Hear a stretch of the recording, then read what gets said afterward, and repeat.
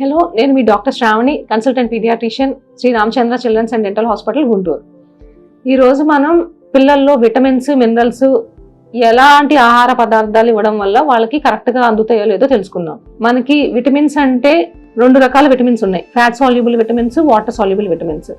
Water soluble vitamins అంటే అవి storage ఉండదు. ఫ్యాట్ సాల్యుబుల్ విటమిన్స్ యూజువల్గా మన బాడీలో ఎక్కువ రోజులు స్టోర్ అవుతాయి.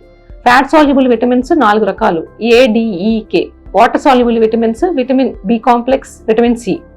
వాటర్ సాల్యుబుల్ విటమిన్స్ ఏంటంటే అవి మనం ఎంత తీసుకున్నా సరే ఈజీగా అబ్జార్బ్ అయిపోయి ఆ డే వరకు యూజ్ అయిపోతాయి. విటమిన్ బి కాంప్లెక్స్ యూజువల్గా మనకి ఎగ్స్లో, ఫిష్లో, మిల్క్లో, గ్రీన్ లీఫీ వెజిటేబుల్స్లో ఎక్కువగా దొరుకుతాయి. విటమిన్ సి ఏంటంటే ఆమ్లా అంటే ఉసిరికాయ, లేకపోతే జామకాయ, మనకి మొలకెత్తిన విత్తనాలు ఉంటాయి కదా, అవి వాటిల్లో ఎక్కువగా ఉంటాయి. ఇవి తీసుకోవడం వల్ల మనకి వాటర్ సాల్యుబుల్ విటమిన్స్ వస్తాయి పిల్లలకి. ఇంకోటి ఏంటంటే ఫ్యాట్ సాల్యుబుల్ విటమిన్స్, ADEK.